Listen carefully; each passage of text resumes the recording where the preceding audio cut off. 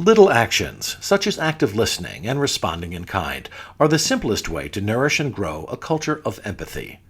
Adventist Health Castle's Empathy in Action program is a research-based curriculum that teaches staff and volunteers listening skills and demonstrates empathetic approaches to engaging with patients, families, and colleagues. Castle credits the program for improving patient satisfaction and employee engagement scores.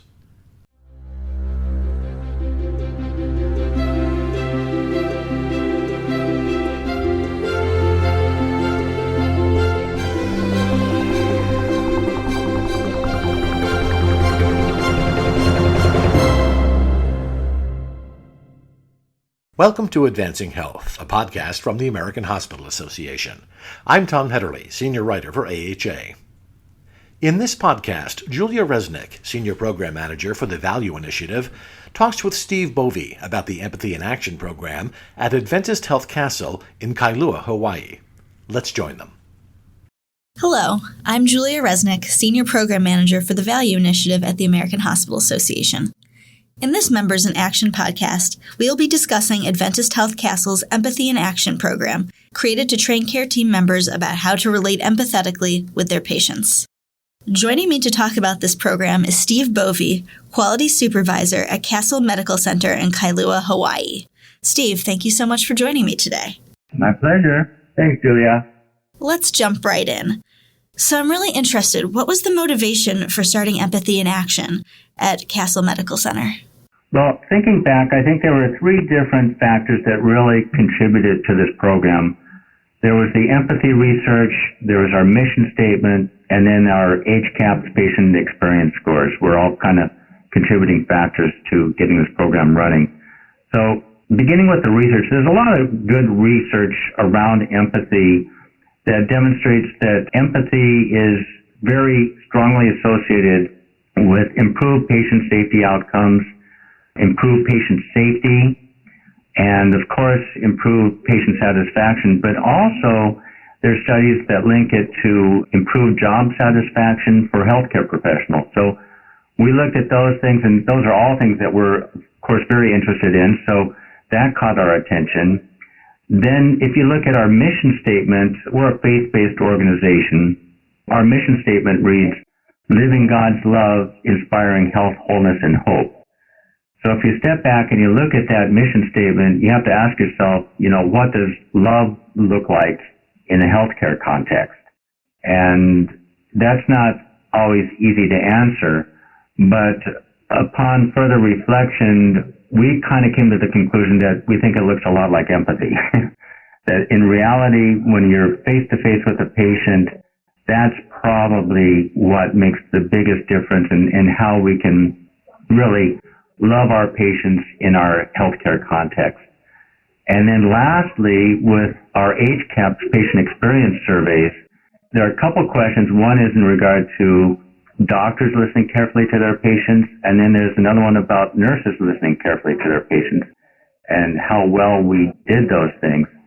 And so there was motivation to improve our scores in those areas too. So all of those kind of contributed to saying, let's do this. I know I and our listeners would love to learn more about the program. What exactly is it, and what are the goals? Well, our first goal is to get all of our new associates into our workshop within the first 3 months of hire. So first day of orientation, we show a little video. It's a video that we produced about our program. And then we tell them about how to sign up for the class. And then we monitor that each month to see who's attended. So they have 3 months to get into the class, but then once they're in the class objectives are to first really understand the power of empathy and some of the things that research has demonstrated in terms of the powerful effect of empathy in patients' lives as well as our own lives, those of us who work here. So that's the first part. Then, of course, we want to enhance their listening skills. And then the fun part comes where we actually get to practice empathy in a safe but fun environment. And the way we do that is after we kind of talk about what empathy is and how great it is and that sort of thing, we actually have boxes of shoes that we set out for people to pick up when they come in. And so everyone has a box of shoes. They open up that box of shoes And the program is called In Their Shoes. So we ask people to try to imagine what it would be like to wear those shoes, and then there's a little scenario in there, maybe a problem that's happening in the life of the person who used to wear those shoes. And we try to imagine what it's like to be that person with that script.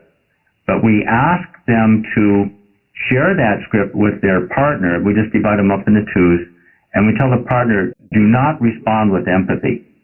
And in fact, work your best to not be at all empathic and just have some fun with it. And they do that, and there's laughter throughout the whole class, and people are just, having a lot of fun with that. And of course, it's terrible, but it's very lighthearted. So that really kind of breaks the ice. And then we say, okay, now that we know what that's like, and not only, it's funny, but in reality, people feel like, oh, that was so rude. I felt so rude hearing that. I felt so rude saying that. It was mean, but it was because it was intentional. We know it was funny. Then we ask them to do it with empathy. And now, of course, they're more comfortable doing the exercise, and they actually get to practice doing it with empathy and the things that we've taught them. And then they get feedback from their partner on what they did well and what made the most difference for them. So there's a lot of skill building going on in there too. So we really want them to practice using empathy and building those skills. And then we start to wrap up the class by talking about, okay, so it's a great thing. You guys are pretty good at it, but in reality, are there barriers to using empathy in your job? And of course, there are. And so we just try to be real transparent with that and talk about those barriers, such as being super busy, and sometimes working extra shifts, and perhaps bordering on burnout from time to time. And so we do a little problem solving around that. We share ideas from one another. And then lastly, we really want people to walk away from the workshop feeling refreshed, rejuvenated, and hopefully kind of reconnected with their personal mission, because we know that most people enter healthcare wanting to help other people. And sometimes the busyness of work and all the requirements put some distance between that and their personal mission. And we really hope that this emphasis on empathy can kind of reconnect them with their personal mission and feel kind of inspired and so uplifted as a result of taking the class. So there's a lot of things we want to get out of the class, and we do it all in 90 minutes. So it's a pretty powerful workshop. And how are you making empathy part of the culture at Adventist Health Castle? That's a good question, because we know that as time progresses, people are not going to remember everything they learned in the workshop. Now, 6 months after the workshop, they're not going to remember a lot of the detail, but we have to have things that reinforce the importance of empathy and share examples of using empathy. And so one of the things that we do is we look to our patient feedback, whether that's in our post-discharge calls or comments from our surveys or thank you notes that we receive from patients. Any time that they refer to experiencing empathy or compassion or good listening, we always share those things in our publications. We have weekly and monthly publications. So we put those things out on a regular basis to reinforce how important it is to our patients. And I think that's very reinforcing to our staff too, to know that when they spend those extra moments that they're making a difference. And when they're mentioned by name, it's a nice acknowledgement of, a person in this department really going the extra mile and using empathy with their patients. So that's good. That's ongoing. The other thing that we've done that's been kind of fun is we've done competitions between departments. And one of the things that we teach in the workshop is this concept of heart, head, heart. And so we ask our departments to illustrate how they use heart, head, heart in their workplace. Heart refers to when you first start with meeting a patient, you greet them with warmth and respect and with a smile. And then we talk about the reason we're there, the head part, the logistics and the concerns and the care plan or whatever it might be. But then we wrap up with something that's heartfelt, letting them know that we're there for them and that we appreciate their contributions, that communication, and putting their trust in us for their care, that kind of thing. So we asked people to try to illustrate how they use that heart, head, heart in their workplace, even the non-clinical areas. And whether that was through artwork or a diagram or a poster or whatever it was, we just said, there's a little competition, here's the date. And everyone was working in their own departments on their secret projects, and then we illustrated those in the main hallway of our organization. So the community who came in, they could see all these projects and diagrams and posters, and so they really knew what we were about. And then we had like 3 top winners, made different categories. But it was really a fun thing to do. And actually, one of the top vote getters was actually our facility services department. And you wouldn't think of facility services as being big time into empathy, but their diagram, they built a miniature hospital and put a big red heart on the front, and then listed things that they do using heart, head, heart in their work. And it was pretty impressive that even these guys really get it, and that they make a contribution to our patients and to our internal customers by what they do. So we did that, and then we also we said, well, that's great for inside the hospital, but what about our community? So we did another project that was really expanding our focus outside the hospital walls and running community empathy projects. So we said, well, what program out in the community do you have, support for, or that you think is doing a good job, they could use a hand? And so whether it was a school or a shelter or a community agency or just even a beach with maybe some litter, people would just show up and do a beach cleanup, or go to a school and lend some expertise with something or whatever it was. And we gave every department just $30 seed money just to say, here's something you can use to help you adopt whatever program you have out there in the community that you want to go help and demonstrate our concern and compassion for. And following that project, it was estimated that we had over 1,300 volunteer hours in the community, and that we actually donated over $63,000 in donated goods and services. So that was a huge thing outside the walls of the hospital that really kind of expanded on the whole empathy program and having empathy for our community.